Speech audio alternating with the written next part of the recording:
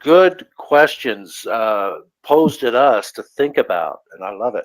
So Well, thanks for I coming gotta tell you, it's not easy always being right, but Oh, that's my Jesus. burden. Oh, for the love of God. in. You're I not haven't always got right. that I, far. I I just haven't. I just heard so much of what you said was wrong. It was wrong. Just wrong.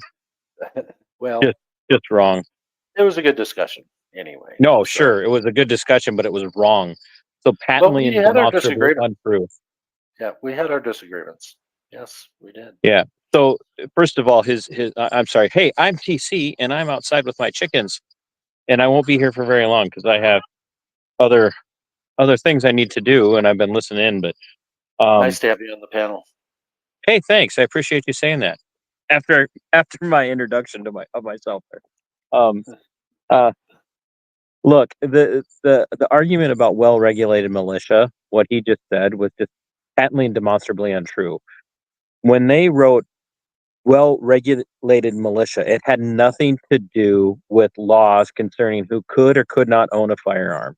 It had nothing to do with uh, who would control the firearm, and it had nothing to do with control of the militia. What they meant by a well-regulated militia, when you read the founders on this, when you read the people who penned the Constitution, when you read the people who penned the Bill of Rights, They're and I'm not writing just behind what they believed in and yes, as they were drafting the Constitution. yes, Yes, it had everything to do with people who were equipped and trained enough to be healthy enough and suitable enough to defend the republic. That's all it was.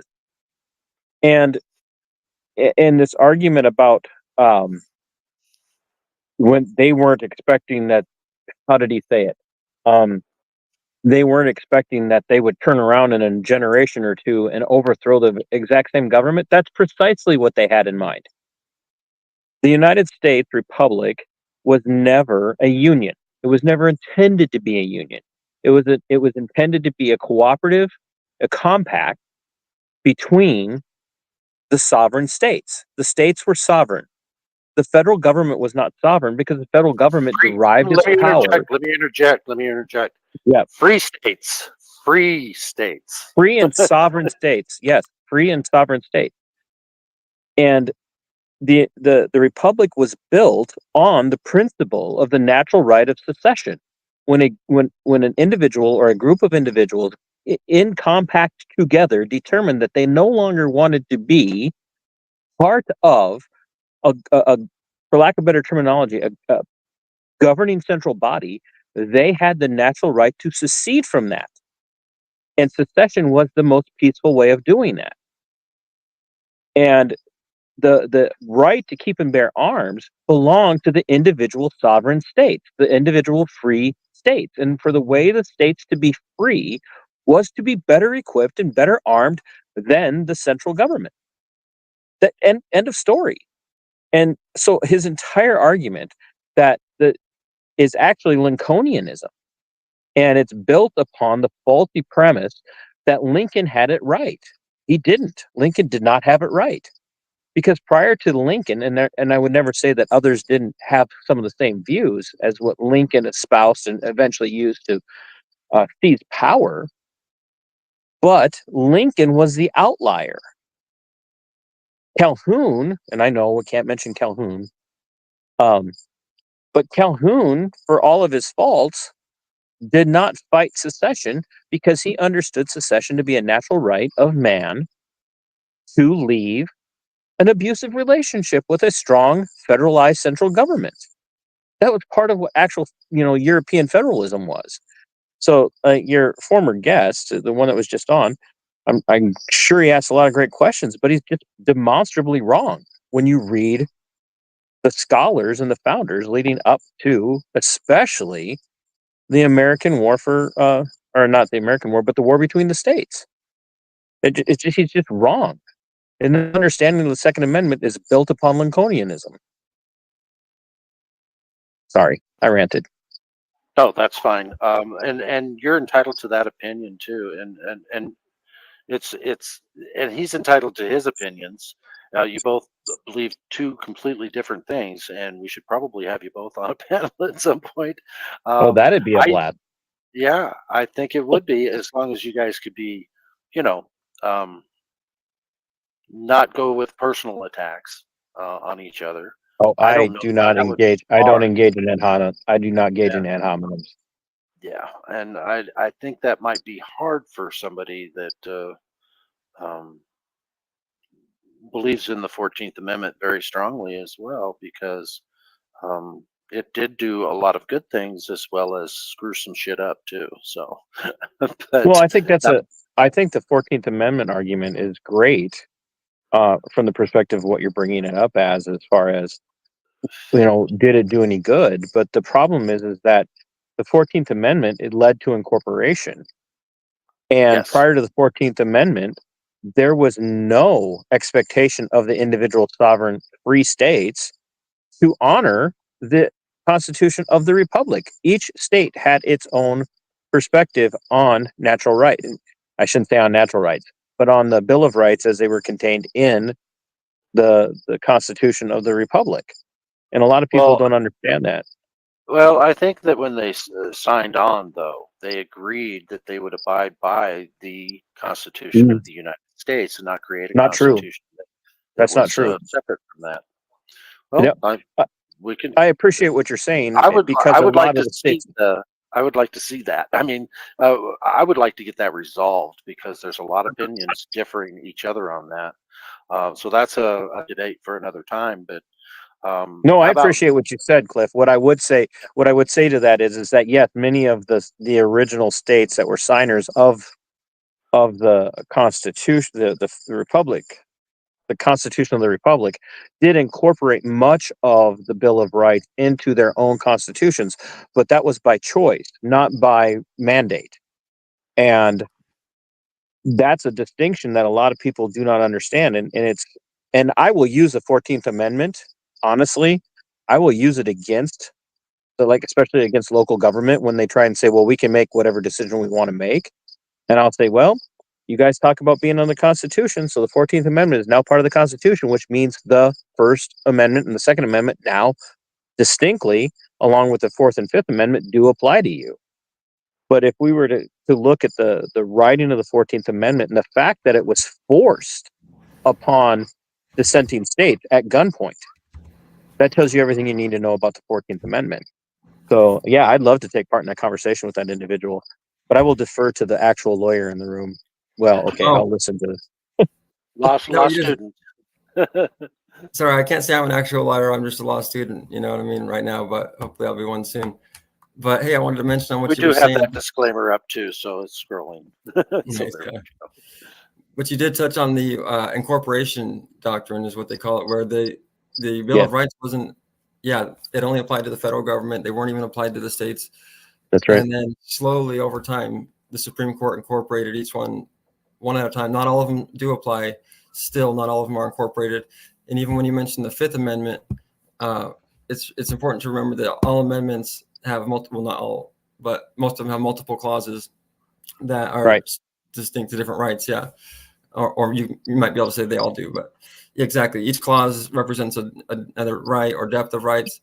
So the Fifth Amendment, while many of its clauses apply to the states against the incorporation doctrine, not all of them do. And I find it interesting. It's the right to a grand jury in all criminal proceedings. That does not apply at the state level. Yeah. Yeah. Not every state has a grand jury system. Yeah. And the Supreme Court struck that down as being incorporated. So, Yep. not all Bill of Rights apply, including the Third Amendment hasn't been incorporated. And I like this guy, Cliff.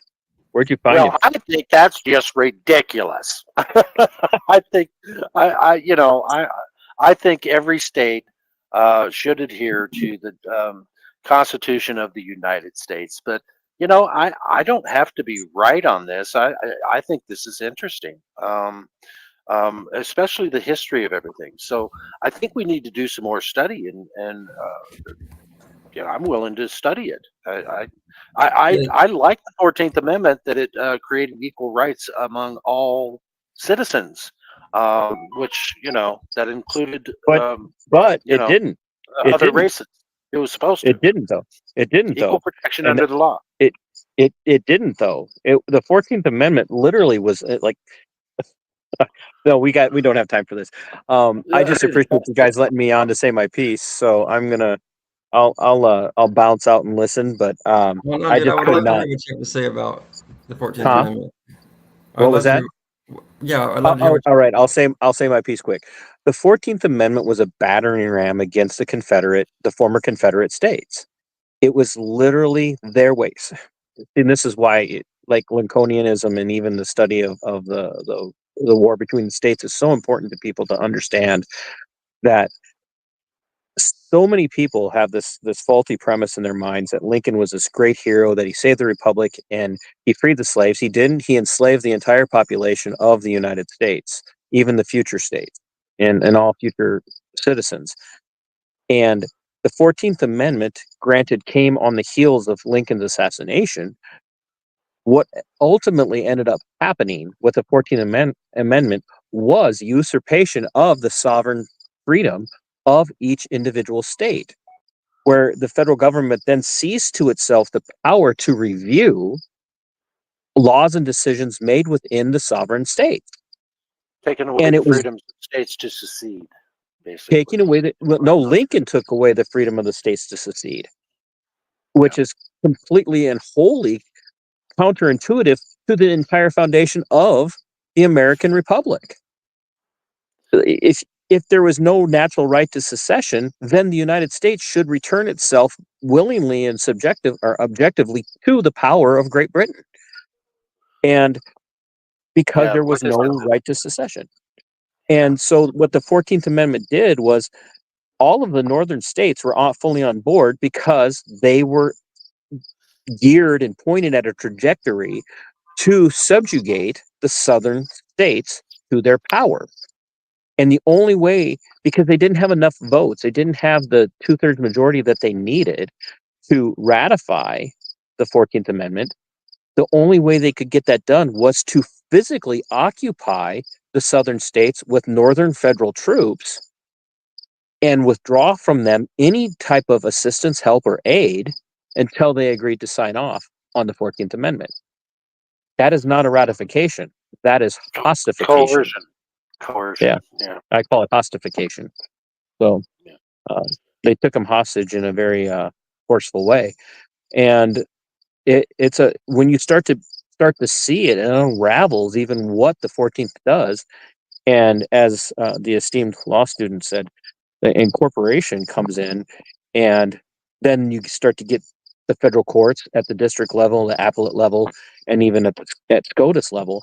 They begin to pick and choose how they're going to handle incorporation of even the Bill of Rights, and that's a very dangerous precedence. Yeah, And like I so said, even the Constitution's been bastardized from almost the very, very beginning. We've never oh really yeah, used well, Lysander, to paraphrase somewhat Lysander Spooner, who was probably one of the greatest constitutional thinkers coming after the original founding fathers, said either the Constitution is wholly inadequate to do that which it was penned to do, or it was never intended to do what it was penned to do. And right. and so Spooner is a great source on this. And I would encourage everyone to read Spooner, but I would also encourage people to read outside of the approved narrative. And to Lawyer Dog, good on you for knowing some of this stuff.